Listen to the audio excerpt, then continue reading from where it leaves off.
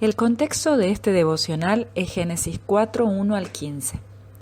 Al llegar el tiempo de la cosecha, Caín presentó algunos de sus cultivos como ofrenda para el Señor. Abel también presentó una ofrenda, las mejores partes de algunos de los corderos que eran primeras crías de su rebaño. El Señor aceptó a Abel y a su ofrenda, pero no aceptó a Caín ni a su ofrenda. Esto hizo que Caín se enojara mucho y se veía decaído. Génesis 4, 3 al 5. Caín y Abel presentaron una ofrenda a Dios. Dios miró con agrado a Abel y su ofrenda. No obstante, no sucedió lo mismo con Caín y la suya. Este pasaje nos muestra un detalle interesante. El Señor miró con agrado a Abel y a su ofrenda, pero no miró con agrado a Caín ni a su ofrenda. Génesis 4, 4 y 5. Es interesante notar que Dios no miró solo las ofrendas que Caín y Abel presentaron. Él también miró a Caín y a Abel.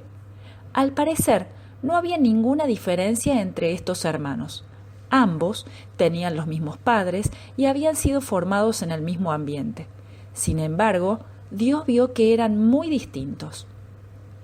No es posible separar la ofrenda del hombre porque cada ofrenda es una expresión de la persona y de lo que hay en su corazón.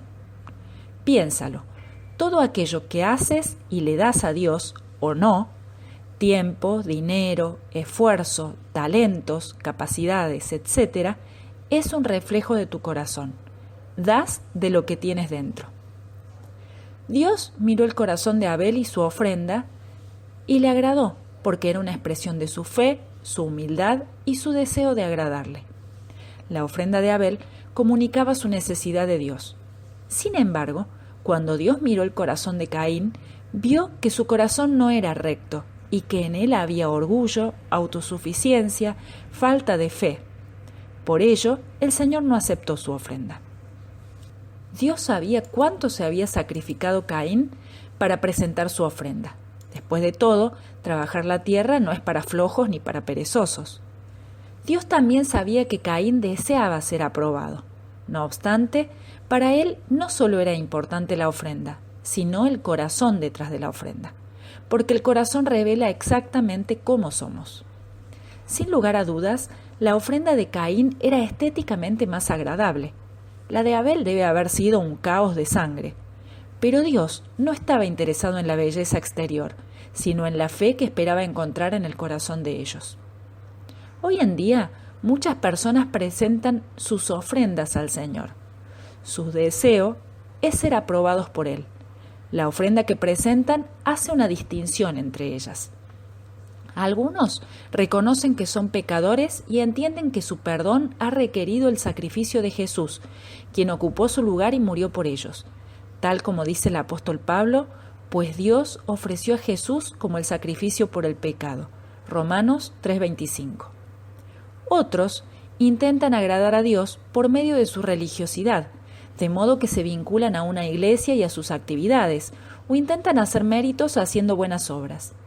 El apóstol Pablo se refiere a ellos diciendo: pues no entienden la forma en que Dios hace justas a las personas ante Él. Se niegan a aceptar el modo de Dios y, en cambio, se aferran a su propio modo de hacerse justos ante Él, tratando de cumplir la ley. Romanos 10:3. Estos últimos no comprenden que Dios requiere justicia perfecta y que esa justicia solo puede ser concedida por medio del Señor Jesucristo. Dios demanda una justicia perfecta, la cual Él mismo provee a través de Jesucristo, quien murió y resucitó para que nosotros pudiésemos ser justificados. Jesús, nuestro Señor, fue entregado a la muerte por nuestros pecados y resucitó para nuestra justificación. Romanos 4:25. La justicia de Caín era su propia justicia. La de Abel se basaba en la fe en un sacrificio que se proyectaba hacia el futuro, hacia el sacrificio perfecto del Señor Jesucristo. Piénsalo. ¿Y tú, ofrecerás a Dios tu propia justicia en base a tus propios méritos o confiarás en la justicia que Dios mismo te provee a través de la fe en Jesús? Del tipo de justicia que ofrezcas a Dios dependerá que tu ofrenda sea aceptada o rechazada. A ti elevamos ruegos, no porque confiemos en nuestra justicia, sino porque confiamos en tu gran misericordia. Daniel 9:18.